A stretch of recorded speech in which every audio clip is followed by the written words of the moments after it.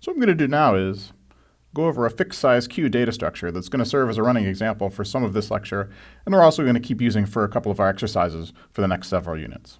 And the way this data structure works is it supports an enqueue operation, a dequeue operation, and enqueued elements get dequeued in FIFO order, where FIFO is first in, first out.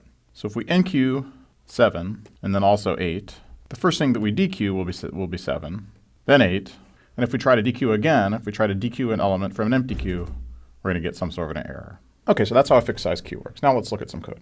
So on the implementation side, what we have here is a Python object, so it's called queue, and a constructor for that object is going to set up the data structure. The constructor for that object is going to take a size max argument. That's going to determine the largest number of objects that can be stored in our queue, and it's going to set up the data structure. So first it's going to make sure that size max is greater than 0. It's going to save the temporary copy of that, initialize some head and tail pointers, a size variable which stores the number of objects currently in the queue, and finally we need to reserve some space for the queue elements themselves. What we can see here is we're allocating a Python array.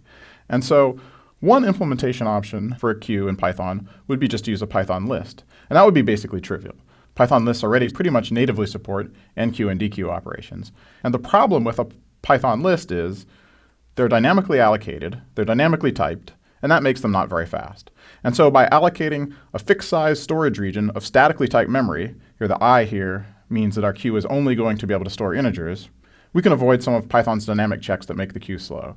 And so in some cases, a queue based on a Python list is perfectly fast, but on the other hand, in some benchmarking that I did, this queue here, this statically sized, statically typed queue is more than 10 times faster than a queue based on a Python list. So the first method that queue supports is the empty method, and this simply returns true if self.size equals 0. So of course, the empty queue is the one that currently contains 0 elements. Very similarly, the full queue method returns true if the current size of the queue is equal to the maximum size of the queue. So now let's look at a couple of routines that are slightly trickier. The enqueue method is going to take an argument x. X is an integer that we want to try to add to the queue.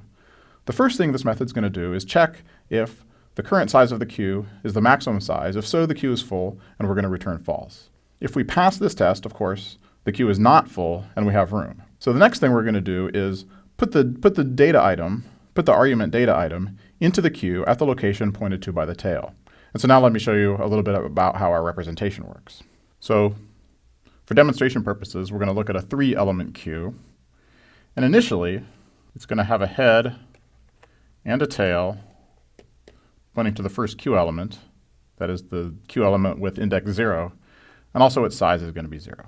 To enqueue an item, we first check if the queue is full. Here it's not because its size is 0. We go ahead and put the item, let's say it's the number 7, in the queue element pointed to by the tail, and then we're going to increment the tail.